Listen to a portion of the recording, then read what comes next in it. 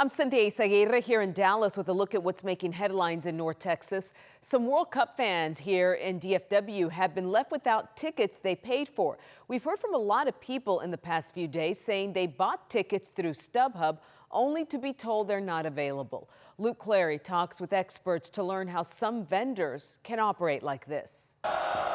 The World Cup is a hot ticket. StubHub's guarantee sounds simple.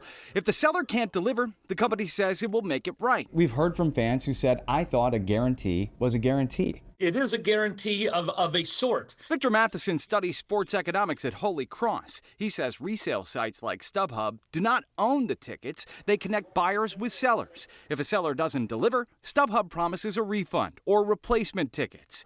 But during the World Cup, a refund may be the only real option because prices have spiked and replacement tickets can be hard to find. These fans aren't out money, but they're certainly not in a ticket. It happened to this fan in Houston. When I click on it, it says your vendor was not able to secure tickets in time. And this couple in Dallas. Couldn't believe it. We couldn't believe it. They got their tickets after WFAA asked StubHub about their case. The power of you guys of WFAA. After that story aired, several fans reached out to WFAA with the same complaint.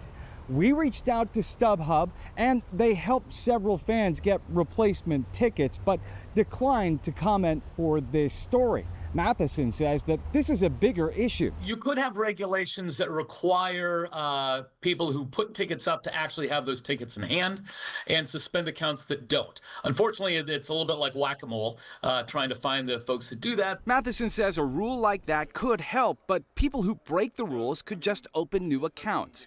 StubHub says it fines sellers who don't deliver, but for fans who planned for months, a refund can still feel like a loss. In Dallas, I'm Luke Clary. Well, right now, North Texans are going above and beyond to give international fans a warm welcome. Brittany Costello shows us how Fort Worth is giving them a real taste of Texas. For the next 4 weeks, Fort Worth is welcoming the world. there's a new way for FIFA fans and locals to explore. I'm enjoying this whole World Cup experience. It's called the Cowtown Shuttle. This is kind of groundbreaking for us. Richard Andreski, president of Trinity Metro, says new public transportation routes give access to some of the area's biggest attractions. This just really expands the network that we offer. Destinations like Six Flags, the Fort Worth Zoo, and Buc-ee's. We shuttle people to the Tanger Outlet Mall and to Buc-ee's. Motor coach operator Christina Reichart says the tourist trip started on Monday and things are slow for now, but Trinity Metro hopes to reach FIFA fans who are arriving every day. Texas is very nice, but it's very large. Like, the area is huge. Ahead of the England and Croatia match Wednesday, Stephen Nottingham took a bus to the Fort Worth Stockyards. It seems like it's trying to hold on to the past, you know, like the old West and what have you, and with the cattle drive and, you know, the cowboys and everybody's got the boots on. And Do you want to buy a pair of boots? No. No. He is planning what to do next using routes from Fort Worth Central Station. Andreski hopes others will do the same. We hope the visitors will also think twice about renting a car. The Cowtown Shuttle runs every day except for game days when these buses will be used to take fans to the stadium. Day tickets range from $10 to $20 and you get all services included. In Fort Worth, I'm Brittany Costello.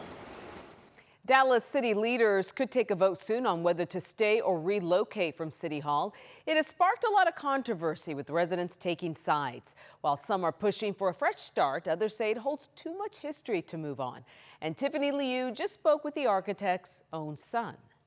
Dallas City Hall was designed after grief. Help Dallas emerge out of that period of great sadness and despair. In 1963, President Kennedy has been shot in Dallas, Texas. President John F. Kennedy was assassinated downtown.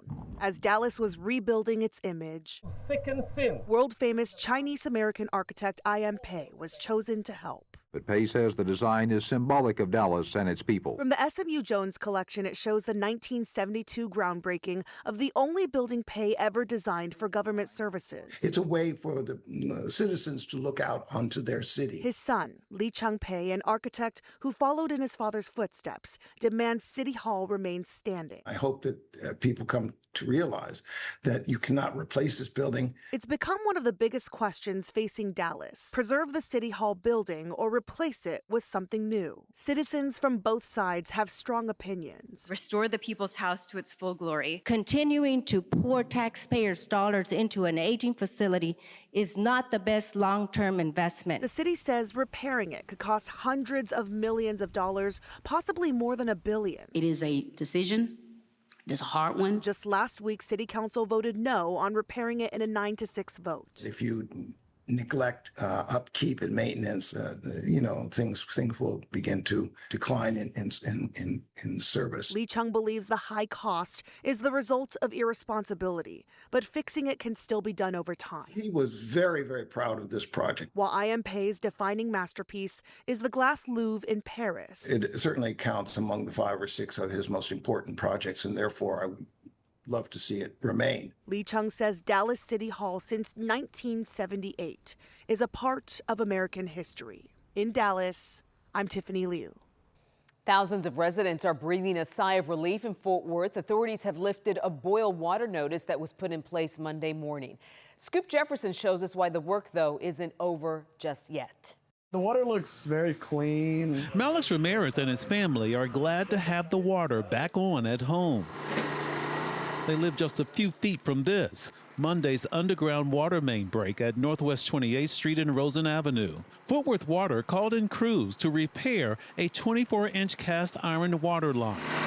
The break temporarily flooded driveways and front yards with water and mud. Within hours, the city issued a boil water notice for about 4,800 businesses and residents on the city's near north side and areas around Lake Worth.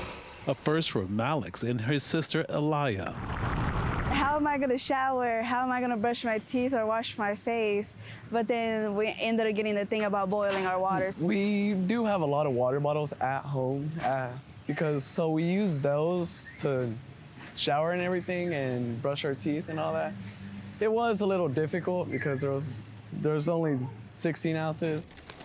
To help families during the advisory, the city set up this water distribution site at the North Tri-Ethnic Center. Good morning. Giving away more than 1,800 cases of bottled water. But the city stopped distribution after work crews completed the repairs and water tests met state standards to lift the boil water notice. Coming out clean. How was it before? From what we noticed, it was just a little tint of like a dirtiness. Eventually, water crews opened the fire hydrant near their home to flush debris and air from the system, restoring service to normal. I just want to give a huge thank you to them. Now, the siblings will watch another crew fix the hole in the street near their home where the water main break happened. In Fort Worth, I'm Scoop Jefferson. And those are your headlines from North Texas.